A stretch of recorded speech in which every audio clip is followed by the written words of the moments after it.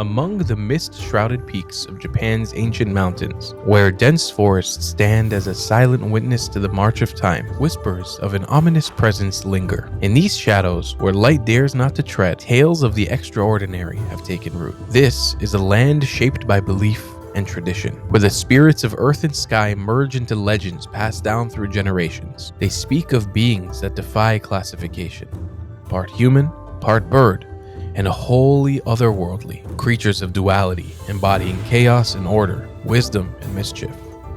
A trickster, a teacher, a guardian, and so much more. This is the Tengu, the heavenly dog of Japan. For generations, humans have been telling stories, tales, and legends about creatures found all around the world. From the griffin to the chupacabra, and from the leviathan to the Chinese dragon.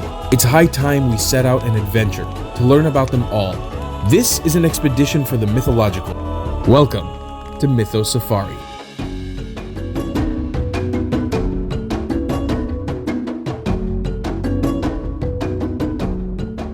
The Tengu story begins in a time where myths were not merely tales, but explanations for the mysteries of the world. The earliest references to the Tengu trace back to China, where they were known as Diangu, or heavenly dogs. These celestial creatures were said to be omens of war and calamity, appearing as shooting stars or comets that streaked across the sky. When these legends reached Japan during the Heian period, they began to transform, taking on new forms and meanings as they merged with local beliefs. But before we continue, don't forget to subscribe and turn on the notifications to join our channel. And while you're at it, be sure to check out mythosafari.com, where you can grab some awesome merch like t-shirts and other cool products. Every purchase helps the channel grow and keeps us bringing more content your way. Link is in the description.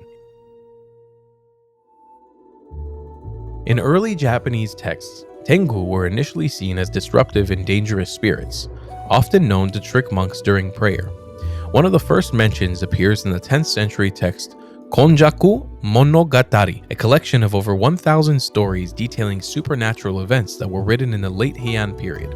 Here, the Tengu were described as shape-shifting demons, capable of leading monks astray and causing chaos within sacred temples. Their presence was feared, and they were viewed as beings that mocked the divine. Yet even in these early depictions, the Tengu were not purely evil. They were creatures of complexity, embodying both the chaotic energy of the wild and a mysterious wisdom. Their ties to the mountains, a realm associated with spiritual and otherworldly, hinted at their role as intermediaries between the humanity and the divine. As time went on, the Tengu began to shed their purely demonic image. Influenced by syncretic blending of Shinto and Buddhism, they evolved into figures of greater nuance. Shinto beliefs, which venerate the spirits of nature, changed the view of Tengu as mountain guardians.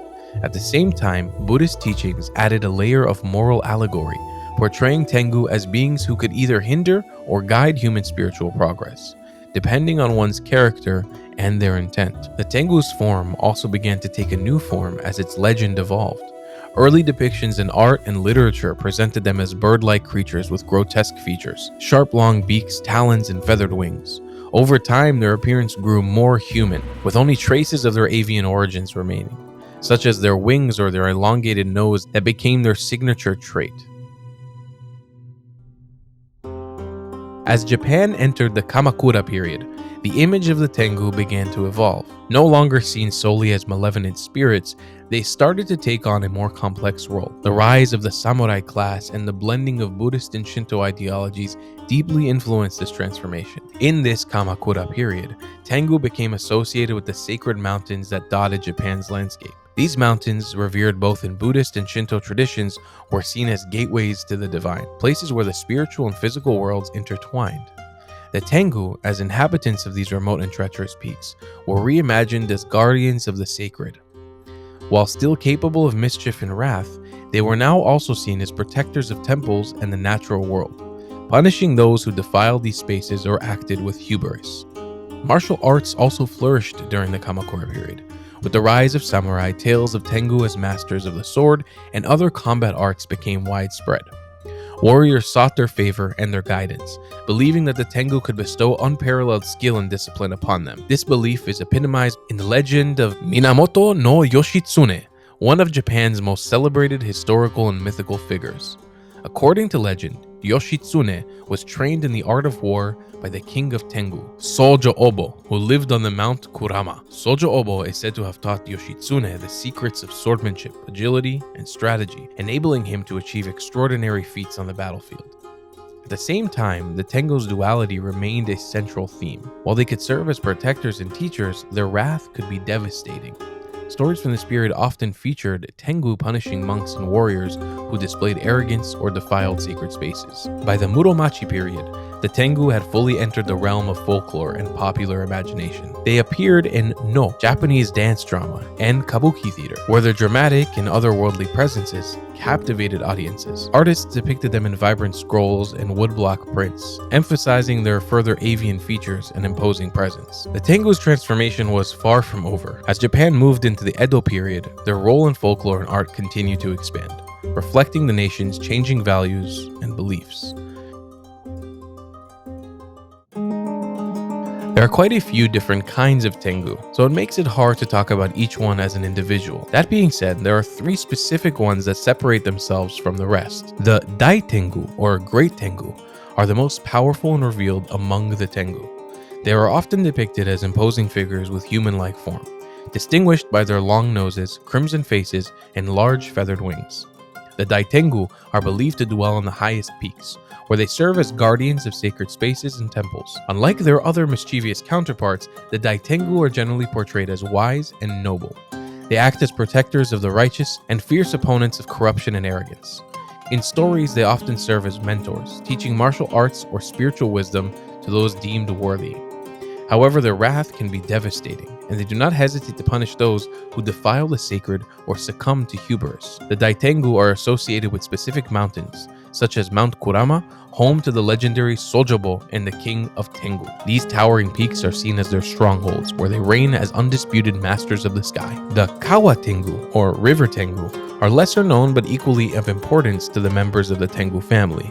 As their name suggests, these Tengu are believed to inhabit rivers and streams, embodying the wild and untamed energy of water. They are often described as smaller and more animalistic than the Dai Tengu, with features resembling birds with their dark feathers or amphibian-colored skin. In folklore, the Kawa Tengu are particularly tricksters, using their agility and cunning to outwit humans. They are also known to play pranks on travelers who attempt to cross the rivers without paying proper respect.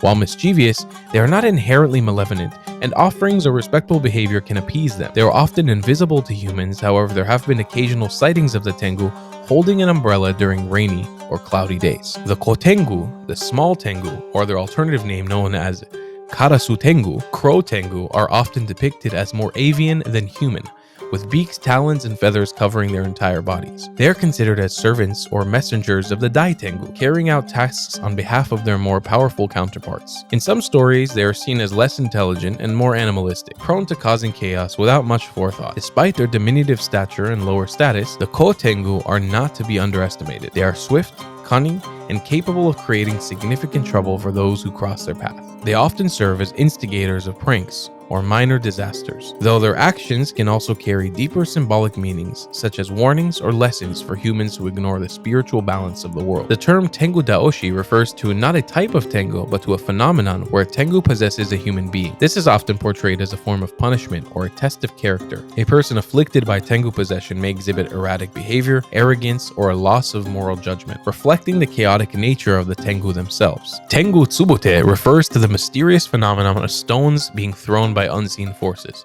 often attributed to the Tengu. These occurrences are said to have happened in a remote mountain area or near sacred sites, where the presence of Tengu is believed to be the strongest. These stones are not meant to harm, but to warn or drive away those who might desecrate the area. Tengubi, or Tengu fire, is another mysterious phenomenon linked to these beings. It is described as a ghostly flame or a light seen in the mountains at night, often moving erratically or disappearing suddenly. These lights are thought to be the manifestation of the Tengu's supernatural energy or signal of their presence.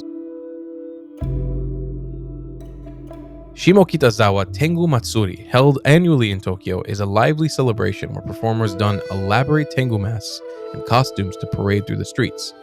These masks, with their exaggerated noses and fierce expressions, symbolize the Tengu's power and protective nature. The festival also features traditional dances, offering the rituals to invoke the Tengu's favor, blending entertainment with deep spiritual significance. One of the most prominent sites associated with the Tengu is the Yakuo-in Temple on Mount Takao, just west of Tokyo. This temple, nestled in a forested mountain revered for its spiritual energy, is home to statues of the Tengu. Both the long-nosed Tengu and the beaked Koteng pilgrims and visitors climb the mountain to pay their respects, seeking the Tengu's blessings for strength, protection, and wisdom.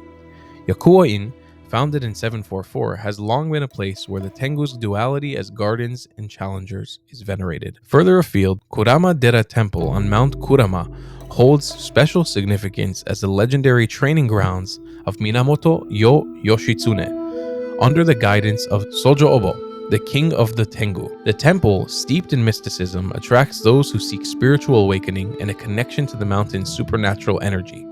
The Tengu festival on Mount Kurama, held during the fire-lit nights of October, bring people to illuminate torches leading to Kurama-dera. The villagers carry burning braziers in honor of the Tengu. The festival, participants reenact the legendary meeting between Yoshitsune and Sojobo, reminding all who attend of the Tengu's enduring legacy as mentors and protectors. And as the last embers of the festival fires fade and the mountain paths fall silent, the Tengu's essence lingers. In the quiet rustle of leaves, the flicker of a distant light, or the chill of a sudden breeze, their presence is felt.